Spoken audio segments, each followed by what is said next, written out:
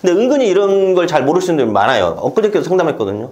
아파트가 6억인데 담보대출이 4억이 있더라고요. 그러니까 2억이 있어요, 개인재산이. 근데 갚아야 될 때 1억 8천이야. 근데 이제 1억 8천이 원리금이 엄청 많은 거예요. 그래서 이제 개인회생을 상담하러 왔더라고요. 상담하자마자 개인회생이 안 됩니다.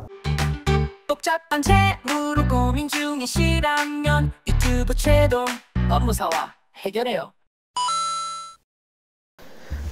예, 여러분들 이번 시간 개인회생 신청 자격 총 정리해 드릴게요. 여러분들 크게 4가지 생각하시면 되거든요. 소득, 그 다음에 내가 채무가 내가 가진 재산보다 많아야 되고, 그 다음에 과거에 면책을 받은 후 5년이 경과해야 되고, 그 다음에 신용 채무죠. 무담보 채무 10억, 담보 채무 15억, 합의 25억이 넘어가면 안 됩니다. 이제 이걸 가지고 제가 하나하나 좀 말씀드릴게요. 여러분 개인회생을 제가 이제 이렇게 상담을 하면 이게 상담 시에 진행할 수 없는 것들이 싹싹싹 이게 여러분들 다 나와요. 그래서 개인회생 어렵겠습니다. 아니 개인회생 충분히 가능하겠습니다. 근데 이제 웬만한 분들이 소득이 있으면 개인회생 가능하신 건 사실이거든요. 첫 번째, 소득이 있어야 됩니다. 여러분 소득이 있어야 되는데 왜 소득이 반드시 있어야 되냐면 개인회생의 원리라는 게 이거잖아요. 내가 한 달에 어떤 소득을 창출해서 내 최저생계비를 공제하고 그 나머지 1인이라고 가정했을 때 한 달에 200만 원 버는 사람이 개인회생을 신청하게 되면 내 200만 원에서 1인 최저생계비 144만 원 공제하면 한 달 변제 56만 원 이 변제금이 나와야 돼요. 그러니까 반드시 소득은 필수 조건이에요. 개인회생은 소득활동을 지속적으로 경제활동을 유지시켜주면서 채무를 탕감해주는 제도예요. 소득이 없으시면 신청을 할 수가 없습니다. 그런데 이 소득이 반드시 4대 보험일 가입을 된 소득이어야 되냐? 그건 상관없습니다. 4대 보험 가입 안 하고 소득이 입증만 되면 가능해요. 그러니까 여러분들 이런 경우도 여러분들 많잖아요. 쉽게 얘기해서 얼마 전에 했던 건데 시장에 허가 내지 않는 용달차에서 알바하는 친구가 개인회생을 했거든요. 뭐 거기서 하루에 일당 얼마씩 받았단 말이에요. 그러면 이런 분들은 4대 보험 신고를 할 수가 없죠. 왜냐면은 시장 자체에 용달차 자체도 여러분들 그게 뭐 신고되고 이렇게 운영되는 데가 아니고 거기서 또 하루 알바하시는 분이라 근데 이게 입증이 돼야 됩니다. 어떻게 한 달에 얼마 버는 게 이제 입증하는 방법이 여러 가지 있거든요. 그러니까 이런 분들, 그 다음에 두 번째 당연히 일당직도 가능하시고요. 그 다음에 프리랜서도 가능하세요.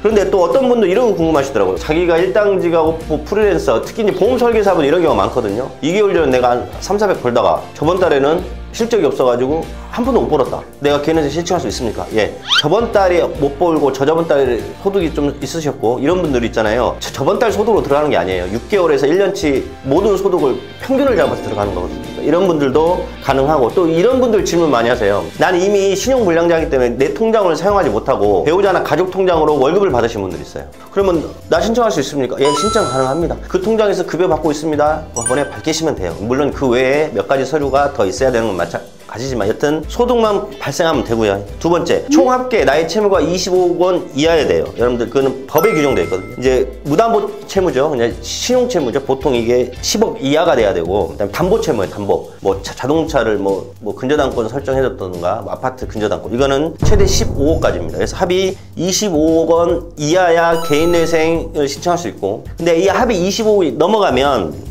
개인회생은 그냥 기각이에요. 접수하자마자 기각시켜버려요. 이제 법이 그렇게 규정돼 있으니까. 이런 분들은 일반 회생을 하셔야 돼요. 나의 채무의 합이 25억이 넘어가게 되면 신용하고 담보가 그 다음에 일반 회생이나 이제 개인 파산, 개인 파산을 통해서 나의 신용을 하셔야 됩니다. 그 다음에 세 번째, 내가 가진 재산보다는 갚아야 할 채무가 많아야 돼요. 이거를 청산가치 보장의 원칙이라고 하거든요.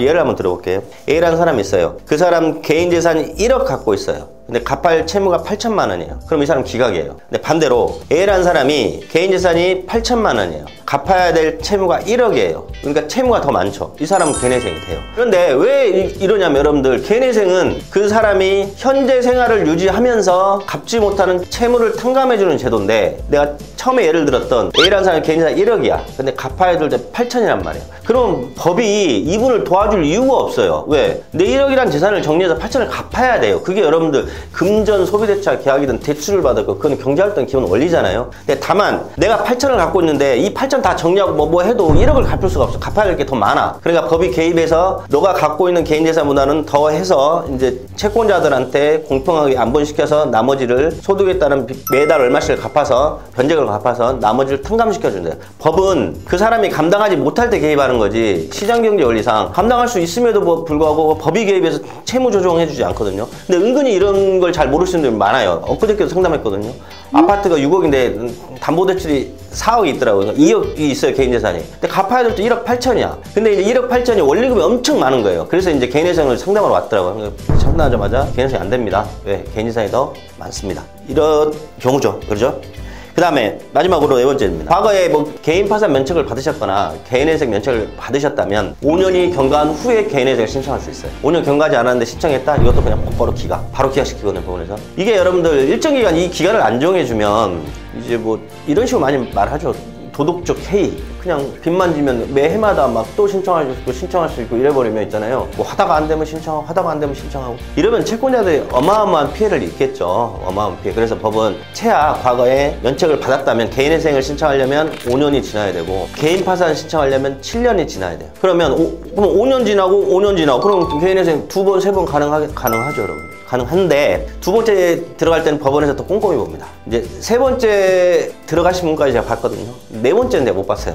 세 번째는 봤는데 이분은 변제율 자체를 거의 100% 갚아야 돼요. 이제 법원에서는 이제 개인회생 남용이라고 봅니다. 그렇게 과거에 면책을 받아놓고 또 경제생활을 이런 식으로 물론 어쩔 수 없는 경우도 있지만 일단 개인회생 남용으로 보고 원금 100% 변제로 유도합니다. 그래서 여러 번 하면 할수록 나는 더 어려워지고 더 부담스럽다. 근데 모르겠어요. 전국에 어디선가는 네 번째 신청하신 분도 계시겠죠. 근데 제 눈으로 확인 안 했지만 근데 혹시 네 번째 신청하면 법원에서 개인회생 남용해서 기각도 시키지 않을까 이런 생각을 해봅니다. 채무 고민 이제는 안녕.